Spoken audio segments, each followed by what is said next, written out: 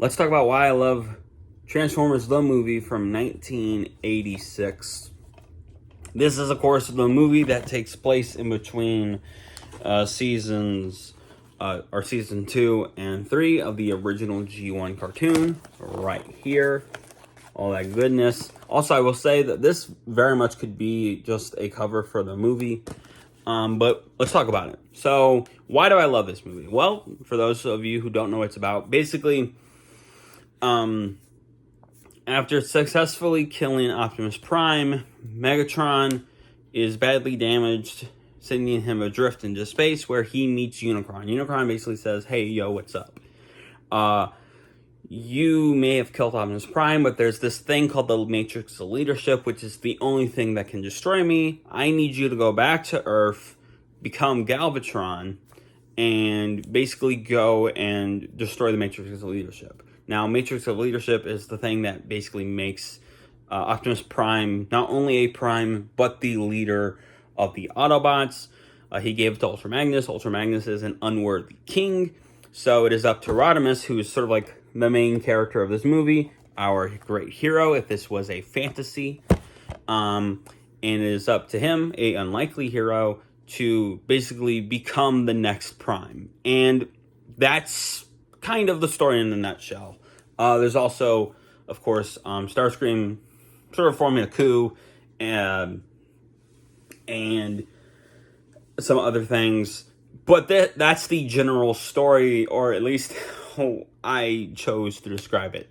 This is, I think, a great movie, and is, I think, the greatest Transformers movie ever. Now, I have not seen Transformers 1, and obviously, I think, just on a story level and just sheer quality and stuff like that, I do think Bumblebee is better than this movie. Bumblebee is probably the best Transformers movie that we have to date. But that being said, I genuinely think that Transformers the movie is really fun. And yes, it does, I think, require a bit of knowledge of this show. I think, now granted, I do think if you just have like a general information base of the just the Transformers in general, like I think if you played the games or if you watched the Michael Bay films, you might not be too lost here, but you would be lost if you haven't seen this show, because this show is sort of what surrounds the movie.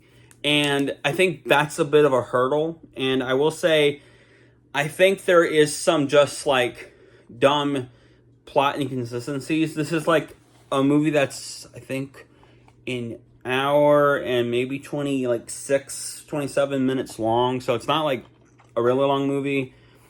And it's very much episodic and meandery. So that could be a problem, I think, for someone who's like an adult who watches this movie. But for me, I've been watching this movie yearly since 2010. And I have such nostalgia for this movie. And if you're an animation fan, like if you love the old like 80s movies where it's like hand-drawn and like super detailed, and you can tell that like a lot of painstaking work was put into this film, then I think you'll love this movie, because this movie has gorgeous animation. This is like artwork and there's actually a featurette on the DVD about the cover. This is like artwork that they commissioned from a guy who does the IDW Transformer comics, and like it looks super good. But that level of detail is basically what was put into the movie. And in the 30th anniversary version, and I'm sure you can get like your hands on the Blu-ray, or this 30th. There's like I think for the 30th there's the Blu-ray, and then for the 35th there was a 4K, so you can grab your hands on the 4K of this film, and I'm sure the 4K looks amazing. I just love taking this on the go, because like I said, I watched this yearly as a kid. But this looks really great, even as a DVD. And it's one of those old 2D animated movies that I think has just flown under the radar, because this is very much a cult classic. I think the people who watch this movie and know about this movie are specifically Transformer fans. And yeah, I love the animation. The like cast, because this does have a celebrity cast, although I don't think you put celebrity casts on the posters like back in the 80s the same way that you did like today. But like this does have, you know, Judd Nelson, it has Leonard Nimoy, it has the guy from Mighty Python, it has Orson Welles in one of, I think, his final roles as Unicron. And the fact that Orson Welles was frankly kind of dying by the point in the mid 80s when he made this movie, he like it adds an added breathiness that I think helps make Unicron so unique compared to other Transformer characters. Because yeah, they're doing synthesizers to make his voice deeper,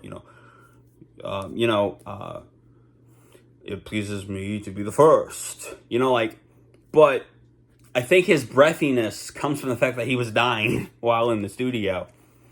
And I think that helps. Like, the animation is gorgeous, and it's not all the celebrities. Oh, Robert Stack was Ultra Magnus, and I think the guy who plays Cup was a celebrity as well.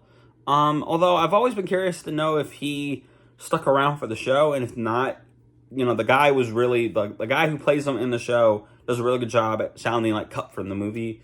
That's kind of the only one you can say that about, because, like, Ultra Magnus sounds stoic, but he doesn't sound like Robert Stack.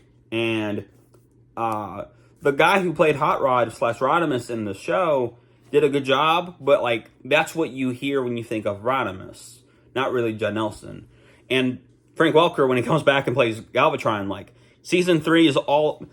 Galvatron's storyline and arc in season 3 of G1 is literally just about him going insane, and Frank Welker makes him sound insane. But yeah, like, you have a great performance by all those guys, and especially Leonard Nimoy. Like, Leonard Nimoy was, I think, one of the greatest performers, like, ever, and you really get a sense of that with this, where he doesn't sound like Spock. He's doing a performance, and apparently before he went in and auditioned, I think, for the role, he is like, can I use the bathroom? And he literally, I think, spent the entire time in the bathroom, I think, making noises, like he was trying to find the voice for Galvatron or something like that. I don't know if that's true, but, like, I think I heard that on the commentary or something like that. Like, and that's just insane, but, like, shows just how much of a pro Leonard Nimoy was. And the biggest thing, the thing that makes me love this film so much, is the soundtrack. It's just 80s arena rock metal type stuff, and I genuinely love the soundtrack for this film. I think that's the biggest thing that keeps me coming back to this film, is because I love the soundtrack. And very much like with, TMNT, although TMNT, I think, has very few songs on it that are, like, actually good. Like, I think the songs that are in the movie, for the most part, when it comes to TMNT, are the songs to listen to on the soundtrack. That's not necessarily the case for this one. This one has, just bop after bop after bop, if you want to use modern terms. And I just love the soundtrack to this film so much. And I think that this film truly was a turning point for the Transformers, like, franchise, because you get Unicron, you get the Matrix to leadership, and just the effect that this film has. Every continuity has to have Optimus Prime die because this movie did it. And this movie traumatized children back in the day, like 40 years ago. And yesterday, actually, when I'm recording this, yesterday was the actual day the original G1 cartoon aired for the first time. Yesterday was the 40th anniversary of Transformers. And I think that's so cool, because I love Transformers. I've loved Transformers like since 17 years ago, when the original Michael Bay film came out. And that's insane. I've loved Star Wars, I've loved Star Wars for all of my life, but I've loved Transformers for basically as long as I've been alive. And that's really cool to think about. And I'm currently playing the Revenge of the Fallen video game. I hope to maybe make some, like, little tiny videos about every game Transformer wise from like 2009 to 2015, because we literally had a game like every year for the most part. But like this was just this movie is such, I think, a big part of what I love, and I love it when we go back to stuff from this movie. And you heard me say at the beginning of this video, but I personally see, because this movie isn't deep. This movie was created to basically be like, okay, so the toys from season 1 and season 2 are done.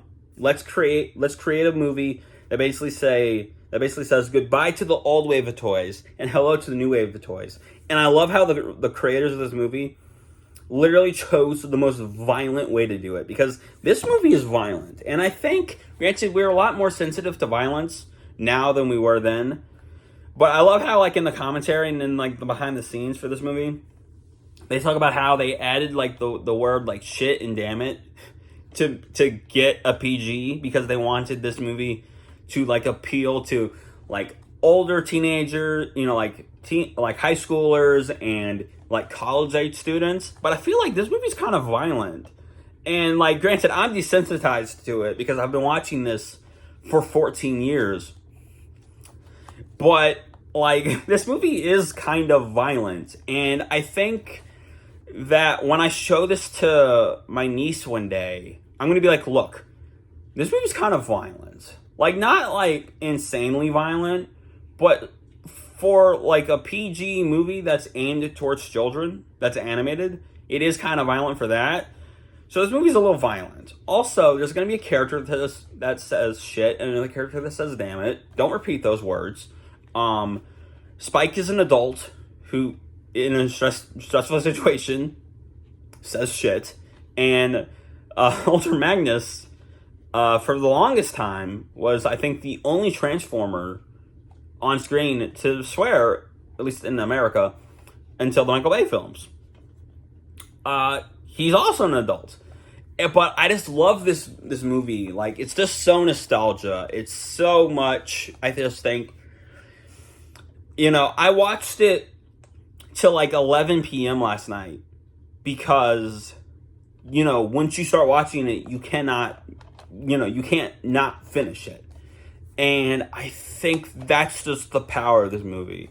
And I think there are a lot of Transformer fans who grew up with this film, who love this movie. And I think that's what's great. And I hope that, because the Michael Bay Transformers were my Transformers. Well, they're not really my Transformers. I think Animated and like Prime are my Transformers. But like, they were what introduced me to Transformers.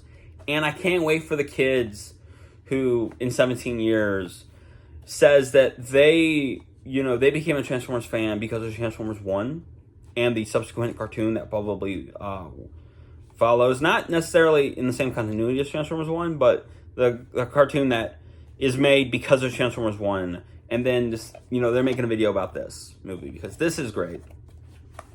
And yeah, also the shit in this movie was censored for the longest time. Every VHS release does not have that word. Every DVD release, granted there was like only one up until 2006 when the 20th anniversary edition that has two commentaries, one of them that is not on this disc that I got from Netflix, came out. That was from like Sony, I think. That restored the shit. And then of course this has the shit, and I'm sure every accompanying release that Shaft Factory has done, whether it's the DVD, the Blu-ray, or the 40th 4K release, or the 35th 4K release, have all probably had the word shit in it. So there you go. Comment below, let me know, when was the first time you saw this film? Like I said, mine was probably 2009, because G1 was, on Netflix. And of course I was really getting into Transformers at that point. And I would love to hear, what is your history with this film? Do you have one? Have you seen this film? Have you not? I've kind of minorly spoiled this film. Also, if I didn't actually complete my point, this is a fantasy movie.